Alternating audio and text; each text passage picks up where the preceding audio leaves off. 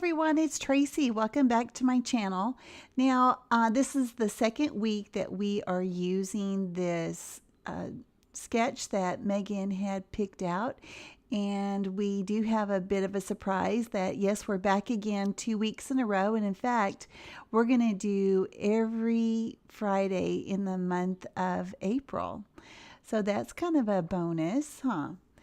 So the page that I'm using as my foundation page, on the back side, it's the teal color with the sailboats on it. And on the opposite side, and I'm sorry, I don't know what the number is of paper. It's kind of a white, creamy color with a light pink, peachy. It's very subdued. And it reads white. You can't even see much of the design in it. So what I've done with the sketch this week is I turned it on its side, and so the stripes are on the right hand side as you see here. And I wanted to make sure that I incorporated some darker colors this week. You know, I mentioned on my last page that I made that it had a little bit too much pink for me.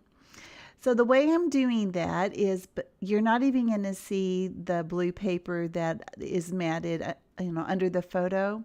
So don't worry about these flowers. What I had done is I had a background that I had made, and I didn't like it. So I just saved it, and I did it on marshmallow. It's not watercolor paper, it's just marshmallow.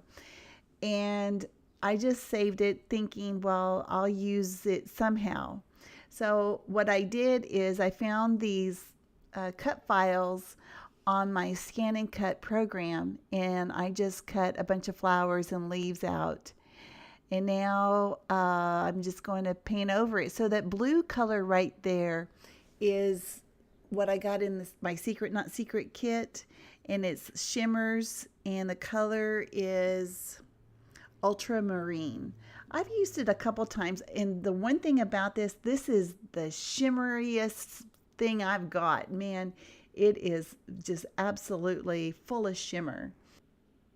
The light pink color is a spray from Tattered Angels. I got it in a set. I got this at Tuesday Morning last year.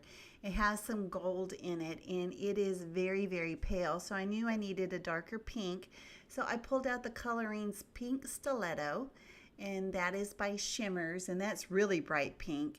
And I wanted it not to be so bright, so I put some, paper towel over it. But then I end up using it quite a bit, as you'll see here.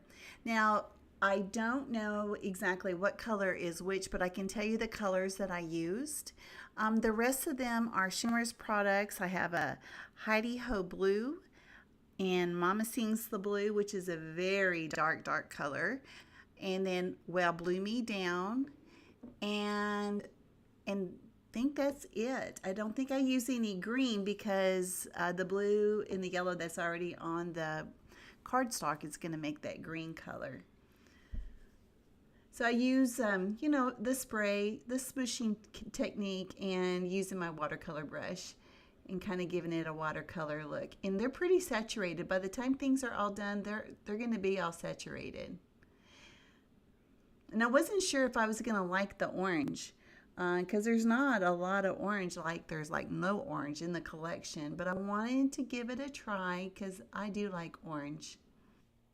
Once I have finished painting, creating, coloring them, I let them dry at room temperature. I probably left it for about an hour or so.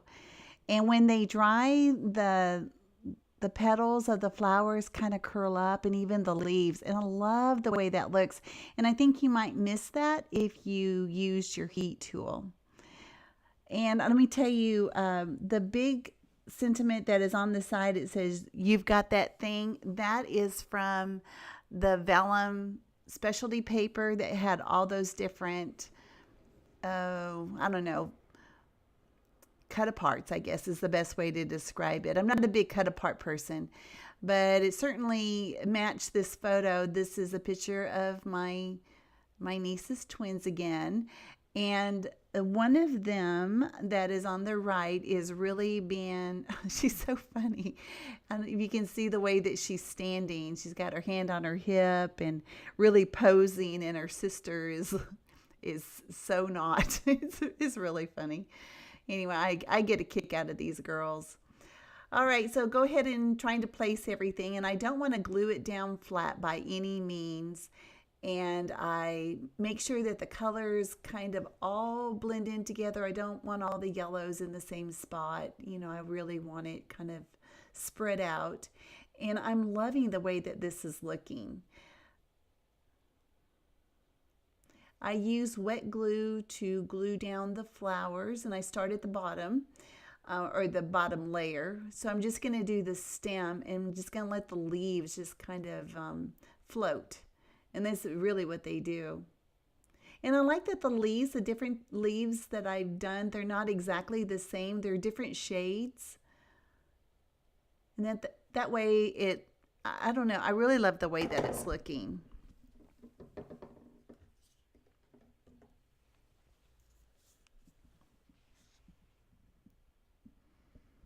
And then I put that little piece of pink paper down. There's just one little spot that you could see some of the background, and I didn't want that.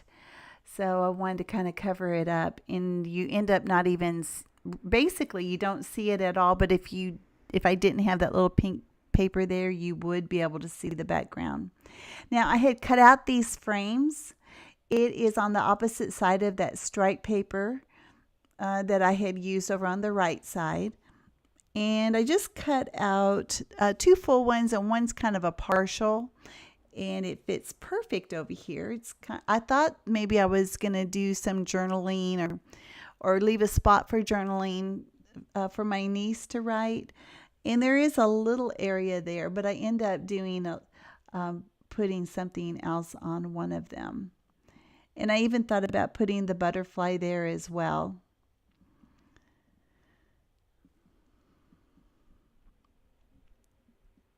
So that is the butterfly, and that's where it's going to end up staying, is on that flower.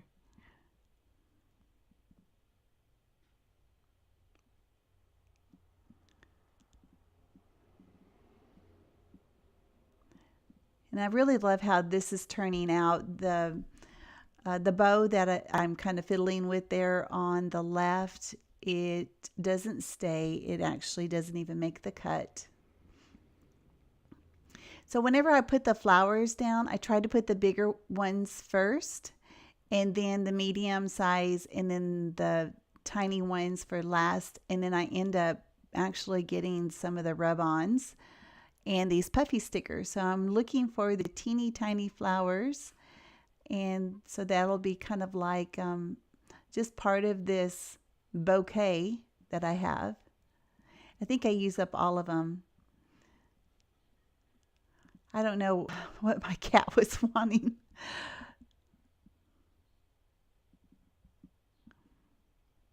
And I also saw some little round buttons in the puffy stickers, and so I'm going to use those as like centers for some of the flowers. And the one that's on the yellow flower is like a star, and I end up changing that out for a rub-on.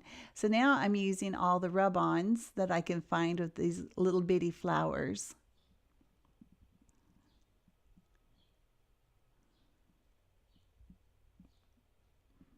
And some of them come as a group, and some of them I leave as a group, and some I cut apart. So I'm trying to find what can I put down in that bottom frame that's there on the left. And I do add a rub-on, but it's the one with the 3 paint stripes, and it says, "I love every little thing about you." So I get my stick out and I start rubbing, and then I realize, oh, I forgot to take the backing off. Yeah. So they go on so smooth. It worked perfect. The size was just perfect.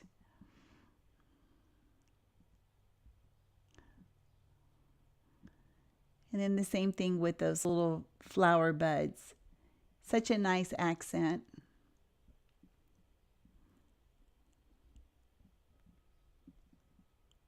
Now I know that on that vellum cut apart, it has some gold accent on it. And I wanted to make sure that I had some gold somewhere else on this page other than there. So what I end up doing is I look at the washi tape, and there's a little bit of the scalloped washi left, and I'm going to put that at the bottom of where the photo is. And as for the moths, I just cut out 3, and I'm using it basically as tape because I haven't even glued this thing down, and I didn't know how I was going to keep it in place. So I used washi tape, and there was a little piece of clear washi tape, which is like leftover. I don't know how to describe it. And I put it at the top. You can't even see that. And it still needs a little something up at the top, so that is also from the washi tape, and it says hello beautiful. And that is it. And thanks for watching. I say welcome to all of my new subscribers, and if you enjoyed it, if you'll give me a thumbs up and leave a comment if you like. You guys have